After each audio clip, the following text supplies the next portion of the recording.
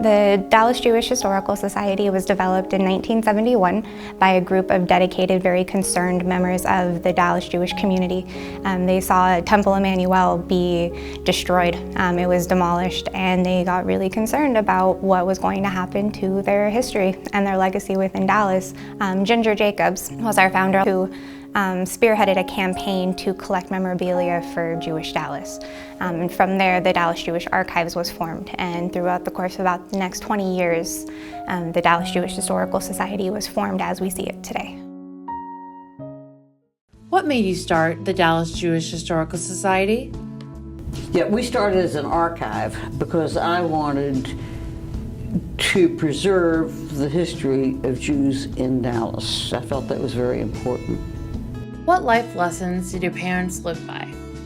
I think that on both cases, remember is very important to both of them. With Dad, it was remember what happened, never forget so it doesn't happen again. Right. With Mom, it's remember your history and understand how Jews have, in Dallas's case, enriched and really made an impact on the fabric and culture of Dallas.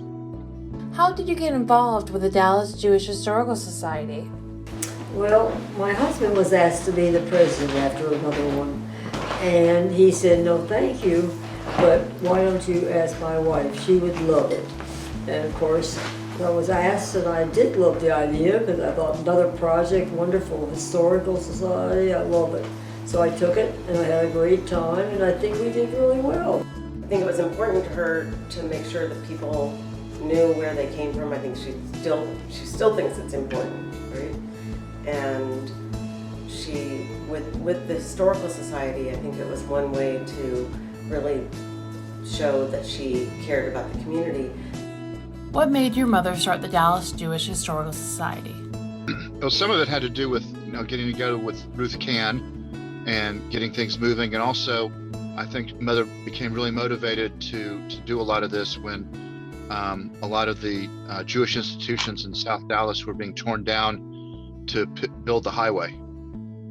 So I think some of the synagogues were torn down, and Mother was just appalled at some of the things that should have been saved and weren't saved. But it was also in 1970 that the Temple Emmanuel building was being taken down. It was the summer of 1970. And I realized that unless we started saving Jewish history, that we would not have a presence, a remaining presence of record of what Jews had done for the city of Dallas and how we have participated, we as Jews have participated in the history of Dallas. Why is the Dallas Jewish Historical Society important to the community? It's probably what you all know is the most important, frankly. It's not a philanthropy, but it is, in a way, a giving organization it's recording the history of the Jews in Dallas, and that's just remarkable. And when we miss somebody who dies and we didn't have it, it just hurts, And I just think it makes a very important statement to who we are as Jews in Dallas.